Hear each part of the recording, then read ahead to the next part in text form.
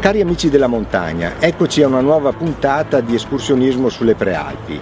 Questa volta siamo a Vittorio Veneto, in particolare a Serravalle. Partiremo dalla chiesa di Santa Giustina per arrivare al santuario di Sant'Augusta, un luogo molto amato per i vittoriesi. Lo raggiungeremo attraverso una via secondaria rispetto alla più nota scalinata che parte da Serravalle.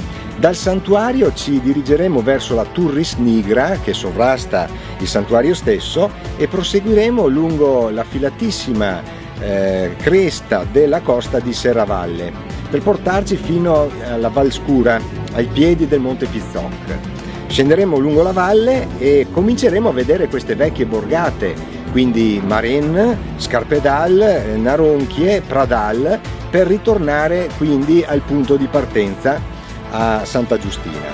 L'itinerario è abbastanza impegnativo, quasi 13 km per 800 metri di dislivello, ma ne vale veramente la pena. Venite con me.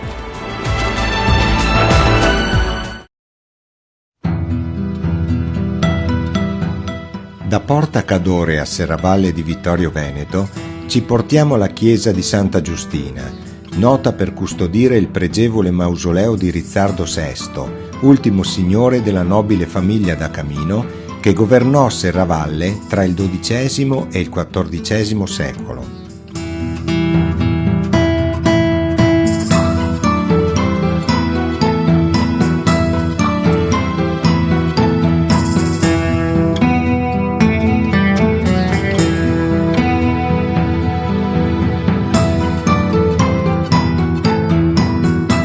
Ci dirigiamo lungo la strada per Marennes e deviamo su via Naronchie, un'antichissima strada lastricata che rappresenta un accesso alternativo per raggiungere il santuario di Sant'Augusta rispetto alla più famosa scalinata di Serravalle.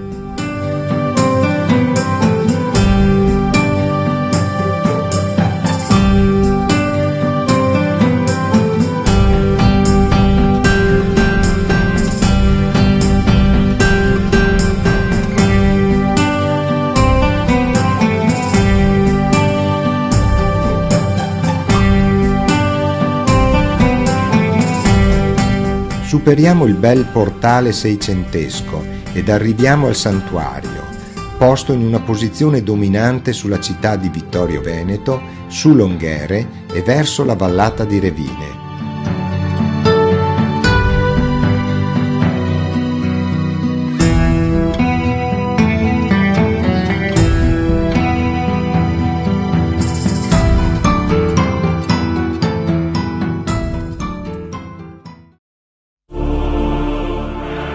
L'edificio ha origini leggendarie ed è un luogo religioso molto frequentato dai fedeli vittoriesi, che da secoli lo raggiungono per venerare le reliquie di Santa Augusta Martire.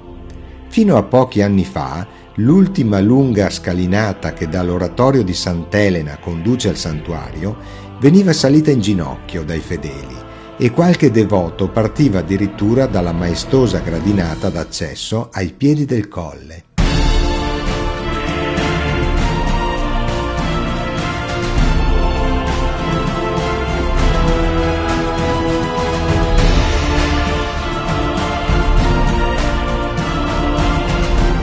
La fede popolare suggerisce che inserendo il capo nel piccolo pertugio dietro l'altare laterale e riuscendo a passare nello stretto varco interposto tra le colonnine, si possa guarire dalle malattie alla schiena e agli arti.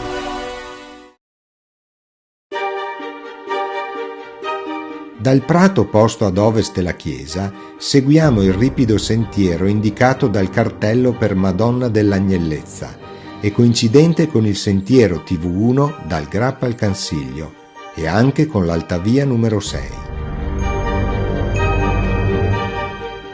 Arriviamo in cima al Monte Marcantone a 435 metri, dove domina la Turris Nigra, secondo la tradizione eretta dal feroce Matrucco, padre di Sant'Augusta nel VI secolo d.C.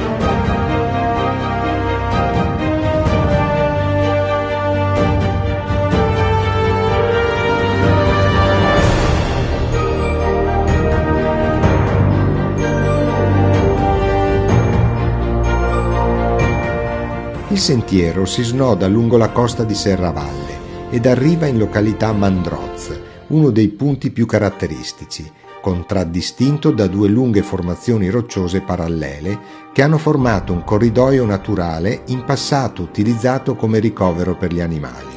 Il toponimo Mandroz pare derivare infatti da Mandria.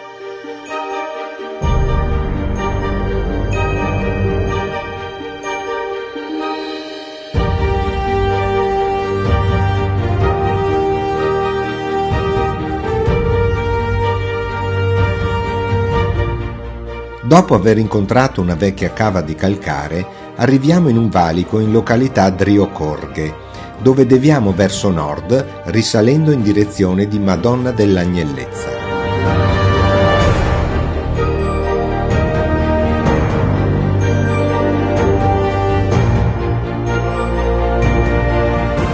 Lasciamo il sentiero diretto a Cima Pizzoc e scendiamo lungo la Valscura, incontrando un bosco di faggi.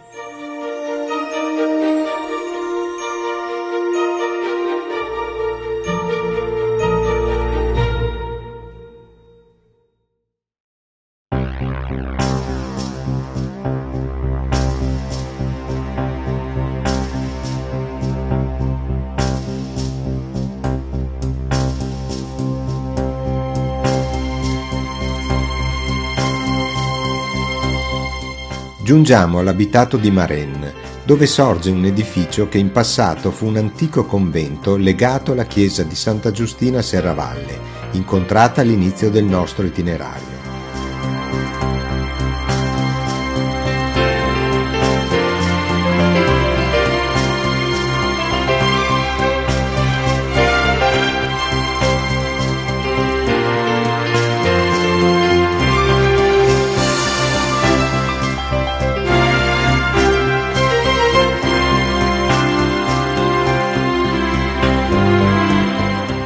Dalla chiesetta dedicata a Santa Elisabetta ci portiamo su via Scarpedal e da questo momento percorreremo longitudinalmente la lunga spalla ovest della costa di Serravalle, verso altre vecchie borgate.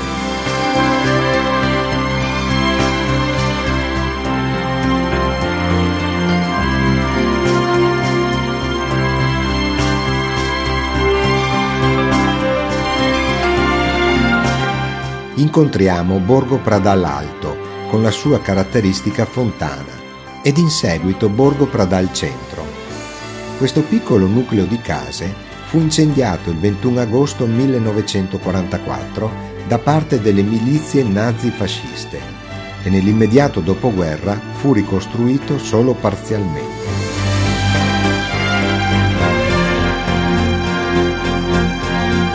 Dopo aver raggiunto l'ultimo dei borghi, Naronchie, ci mettiamo sul sentiero percorso nella fase di salita verso Sant'Augusta, scendendo così nuovamente in piazza Santa Giustina, dove termina il nostro itinerario.